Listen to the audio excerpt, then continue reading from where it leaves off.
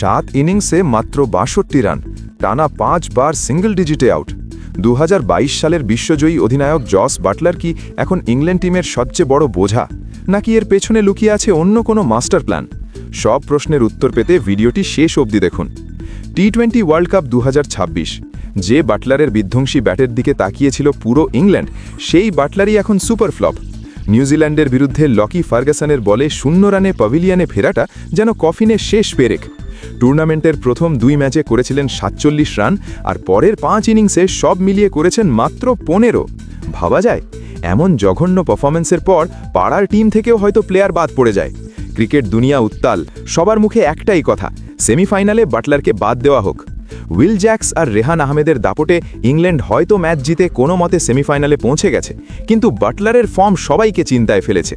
কিন্তু একটু দাঁড়ান, আপনারা যদি ভাবেন জস বাটলারকে সেমিফাইনালে বাদ দেওয়া হচ্ছে বা তার টি-20 ক্যারিয়ার এখানেই শেষ, তাহলে আপনারা সম্পূর্ণ ভুল। আসল টুইস্ট তো এখানেই। কলম্বোয় নিউজিল্যান্ডকে হারানোর পর বর্তমান ইংলিশ ক্যাপ্টেন হ্যারি ব্রুক যা বললেন তা শুনে চমকে গেছে খোদ ক্রিকেট বিশ্ব।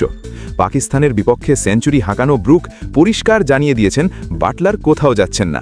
হ্যাঁ, ঠিকই শুনেছেন, ব্রুকের চোখে বাটলার এখনও টিমের সবচেয়ে বড় ম্যাচ উইনার। এত জঘন্য ফর্মের পরেও শুধুমাত্র তার অভিজ্ঞতার উপর ভরসা করেই সেমিফাইনালের মতো মহা গুরুত্বপূর্ণ ম্যাচে তাকে মাঠে নামাচ্ছে ইংল্যান্ড। এটা কি হ্যারি ব্রুকের বোকামি, নাকি এক ভয়ঙ্কর মাস্টার স্ট্রোক?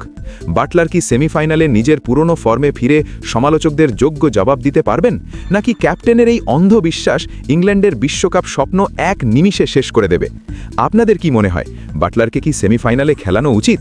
কমেন্ট করে এক্ষুনি জানান। আপনি যদি ইংল্যান্ডের ডাই হার্ড ফ্যান হন, তবে এই চ্যানেলটি সাবস্ক্রাইব করে আমাদের সাথেই থাকুন।